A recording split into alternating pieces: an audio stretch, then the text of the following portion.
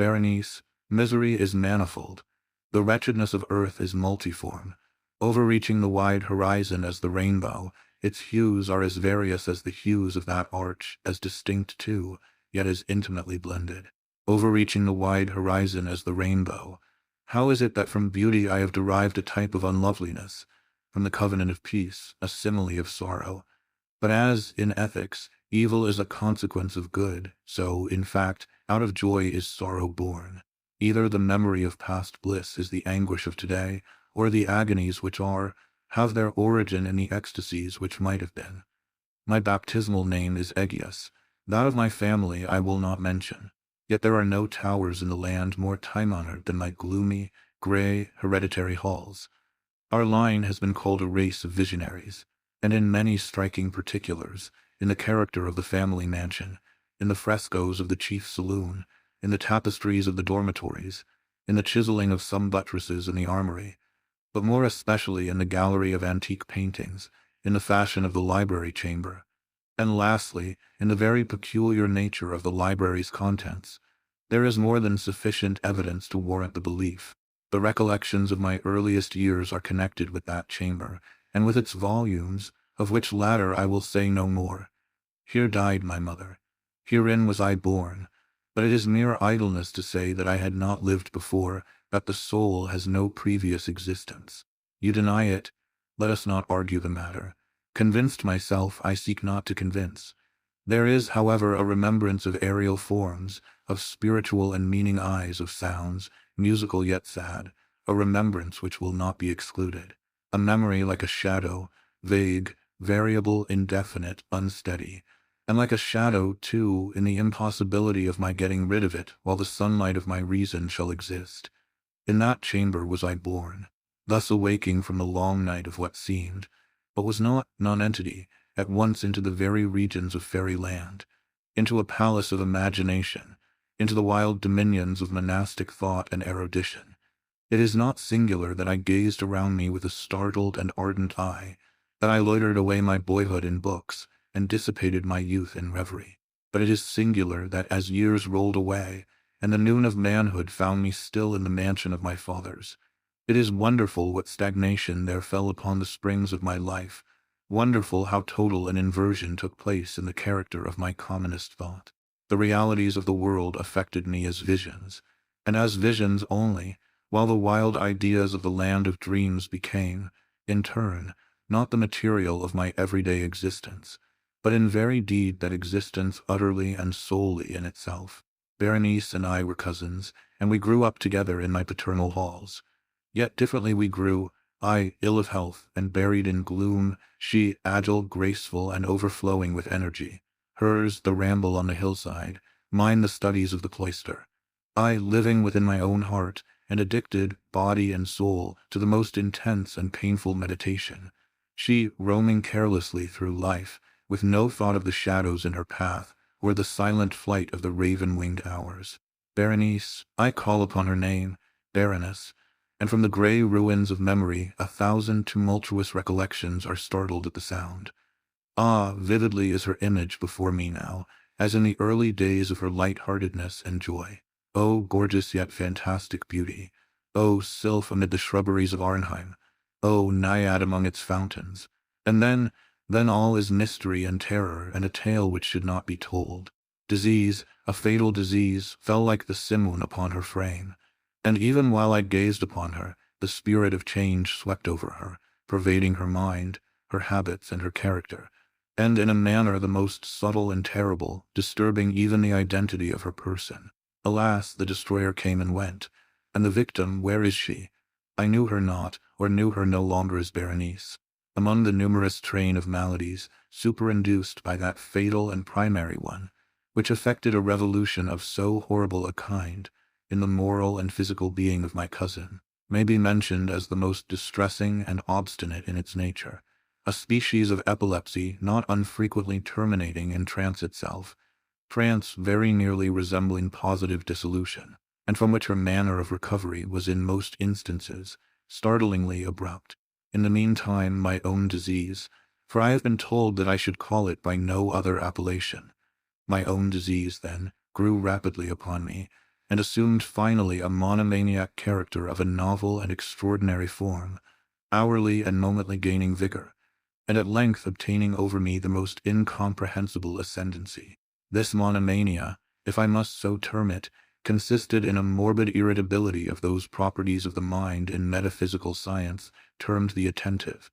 It is more than probable that I am not understood, but I fear, indeed, that it is in no manner possible to convey to the mind of the merely general reader an adequate idea of that nervous intensity of interest with which, in my case, the powers of meditation, not to speak technically, busied and buried themselves in the contemplation of even the most ordinary objects of the universe, to muse for long unwearied hours, with my attention riveted to some frivolous device on the margin or in the typography of a book, to become absorbed, for the better part of a summer's day, in a quaint shadow falling aslant upon the tapestry or upon the floor, to lose myself for an entire night in watching the steady flame of a lamp or the embers of a fire, to dream away whole days over the perfume of a flower, to repeat monotonously some common word until the sound, by dint of frequent repetition, ceased to convey any idea whatever to the mind,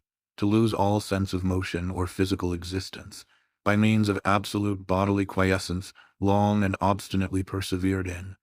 Such were a few of the most common and least pernicious vagaries induced by a condition of the mental faculties, not, indeed, altogether unparalleled, but certainly bidding defiance to anything like analysis or explanation. Yet let me not be misapprehended.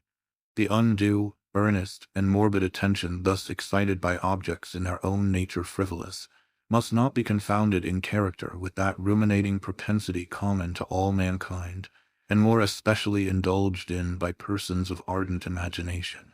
It was not even, as might be at first supposed, an extreme condition or exaggeration of such propensity, but primarily and essentially distinct and different.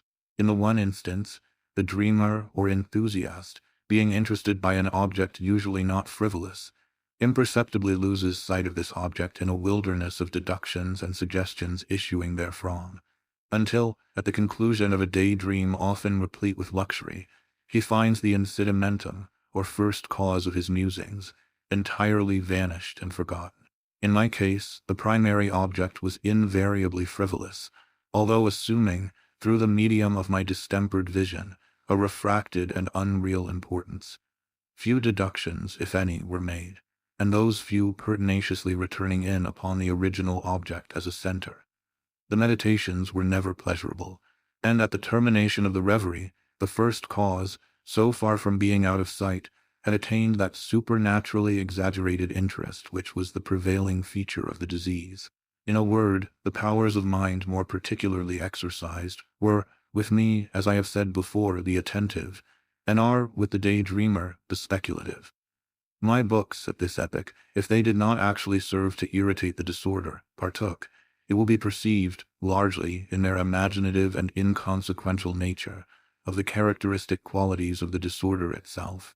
I well remember, among others, the treatise of the noble Italian Caelius Secundus Curio, De Amplitudine Vitae Regni Dei, St. Austin's great work, The City of God, and Tertullian's De Carne Christi, in which the paradoxical sentence mordus est de filius, credible est quia ineptum est, et sepultus resurrexit, surdum est quia impossibile est, occupied my undivided time for many weeks of laborious and fruitless investigation. Thus it will appear that, shaken from its balance only by trivial things, my reason bore resemblance to that ocean crag spoken of by Ptolemy Hephaestion, which, steadily resisting the attacks of human violence and the fiercer fury of the waters and the winds, trembled only to the touch of the flower called asphodel. And although, to a careless thinker, it might appear a matter beyond doubt that the alteration produced by her unhappy malady in the moral condition of Berenice would afford me many objects for the exercise of that intense and abnormal meditation whose nature I have been at some trouble in explaining, yet such was not in any degree the case. In the lucid intervals of my infirmity, her calamity, indeed, gave me pain, and taking deeply to heart that total wreck of her fair and gentle life, I did not fail to ponder, frequently and bitterly, upon the wonder-working means by which so strange a revolution had been so suddenly brought to pass. But these reflections partook not of the idiosyncrasy of my disease, and were such as would have occurred, under similar circumstances, to the ordinary mass of mankind. True to its own character, my disorder reveled in the less important but more startling changes wrought in the physical frame of Berenice, in the singular and most appalling distortion of her personal identity. During the brightest days of her unparalleled beauty, most surely I had never loved her. In the strange anomaly of my existence, feelings with me had never been of the heart, and my passions always were of the mind. Through the gray of the early morning, among the trellised shadows of the forest at noonday, and in the silence of my library at night, she had flitted by my eyes, and I had seen her, not as the living and breathing Berenice, but as the Berenice of a dream, not as a being of the earth, earthy, but as the abstraction of such a being, not as a thing to admire, but to analyze, not as an object of love, but as the theme of the most abstruse, although desultory speculation. And now I shuddered in her presence, and grew pale at her approach. Yet, bitterly lamenting her fallen and desolate condition, I called to mind that she had loved me long, and in an evil moment I spoke to her of marriage. And at length the period of our nuptials was approaching, when, upon an afternoon in the winter of the year, one of those unseasonably warm, calm, and misty days which are the nurse of the beautiful halcyon, I sat, as I thought, alone, in the inner apartment of the library, but uplifting my eyes, I saw that Berenice stood before me. Was it my own excited imagination, or the misty influence of the atmosphere, or the uncertain twilight of the chamber, or the gray draperies which fell around her figure, that caused in it so vacillating and indistinct an outline? I could not tell. She spoke no word, and I not for worlds could I have uttered a syllable. An icy chill ran through my frame, a sense of insufferable anxiety oppressed me, a consuming curiosity pervaded my soul, and sinking back upon the chair, I remained for some time breathless and motionless, with my eyes riveted upon her person. Alas, its emaciation was excessive, and not one vestige of the former being lurked in any single line of the contour. My burning glances at length fell upon the face. The forehead was high, and very pale and singularly placid, and the once jetty hair fell partially over it, and overshadowed the hollow temples with innumerable ringlets, now of a vivid yellow, and jarring discordantly, in their fantastic character, with the reigning melancholy of the countenance. The eyes were lifeless, and lustreless, and seemingly pupilless, and I shrank involuntarily from their glassy stare to the contemplation of the thin and shrunken lips. They parted, and in a smile of peculiar meaning, the teeth of the changed Berenice disclosed themselves slowly to my view. Would to God that I had never beheld them, or that, having done so, I had died. The shutting of a door disturbed me, and looking up, I found that my cousin had departed from the chamber, but from the disordered chamber of my brain had not, alas, departed, and would not be driven away, the white and ghastly spectrum of the teeth. Not a speck on their surface, not a shade on their enamel, not an indenture in their edges, but what that period of her smile had sufficed to brand in upon my memory. I saw them now even more unequivocally than I beheld them then. The teeth, they were here and there and everywhere and visibly and palpably before me, long, narrow, and excessively white, with the pale lips writhing about them, as in the very moment of their first terrible development. Then came the full fury of my monomania, and I struggled in vain against its strange and irresistible influence. In the multiplied objects of the external world, I had no thoughts but for the teeth. For these I longed with a frenzied desire. All other matters and all different interests became absorbed in their single contemplation. They alone were present to the mental eye, and they, in their sole individuality, became the essence of my mental life. I held them in every light. I turned them in every attitude. I surveyed their characteristics. I dwelt upon their peculiarities. I pondered upon their conformation. I mused upon the alteration in their nature. I shuddered as I assigned to them in imagination a sensitive and sentient power, and even when unassisted by the lips, a capability of moral expression. Of Mademoiselle Salle it has been well said, "Quietus sais pas et des sentiments," And of Berenice I more seriously believed quite tout says dents edient des ideas. Des ideas, ah here was the idiotic thought that destroyed me. Des ideas, ah therefore it was that I coveted them so madly. I felt that their possession could alone ever restore me to peace, in giving me back to reason. And the evening closed in upon me thus, and then the darkness came, and tarried, and went, and the day again dawned, and the mists of a second night were now gathering around, and still I sat motionless in that solitary room, and still I sat buried in meditation, and still the phantasma of the teeth maintained its terrible ascendancy, as, with the most vivid hideous distinctness, it floated about amid the changing lights and shadows of the chamber.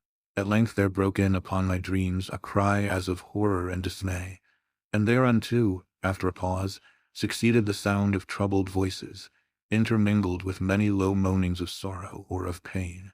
I arose from my seat, and throwing open one of the doors of the library, saw standing out in the antechamber a servant maiden, all in tears, who told me that Berenice was no more. She had been seized with epilepsy in the early morning, and now, at the closing in of the night, the grave was ready for its tenant, and all the preparations for the burial were completed.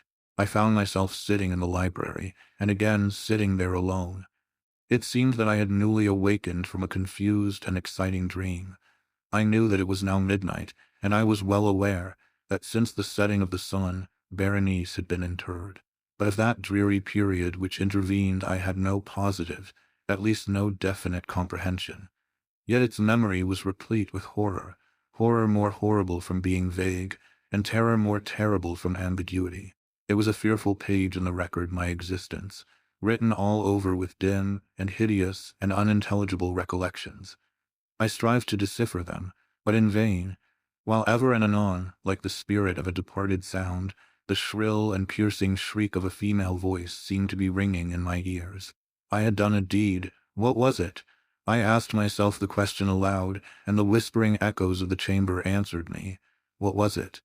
On the table beside me burned a lamp, and near it lay a little box. It was of no remarkable character, and I had seen it frequently before, for it was the property of the family physician. But how came it there, upon my table, and why did I shudder in regarding it? These things were in no manner to be accounted for, and my eyes at length dropped to the open pages of a book, and to a sentence underscored therein. The words were the singular but simple ones of the poet Ebn Zayat. Dispent nahi sodils, si sepulchrum amici visiterem, cures mis aliquentulum for levatas. Why then, as I perused them, did the hairs of my head erect themselves on end, and the blood of my body become congealed within my veins? There came a light tap at the library door, and pale as the tenant of a tomb, a menial entered upon tiptoe. His looks were wild with terror, and he spoke to me in a voice tremulous, husky, and very low. What said he? Some broken sentences I heard. He told of a wild cry disturbing the silence of the night, of the gathering together of the household, of a search in the direction of the sound. And then his tones grew thrillingly distinct as he whispered me of a violated grave, of a disfigured body enshrouded, yet still breathing, still palpitating, still alive. He pointed to garments. They were muddy and clotted with gore. I spoke not, and he took me gently by the hand. It was indented with the impress of human nails. He directed my attention to some object against the wall. I looked at it for some minutes. It was a spade. With a shriek I bounded to the table, and grasped the box that lay upon it. But I could not force it open, and in my tremor it slipped from my hands and fell heavily and burst into pieces. And from it, with a rattling sound, there rolled out some instruments of dental surgery, intermingled with 32 small, white and ivory-looking substances that were scattered to and fro about the floor.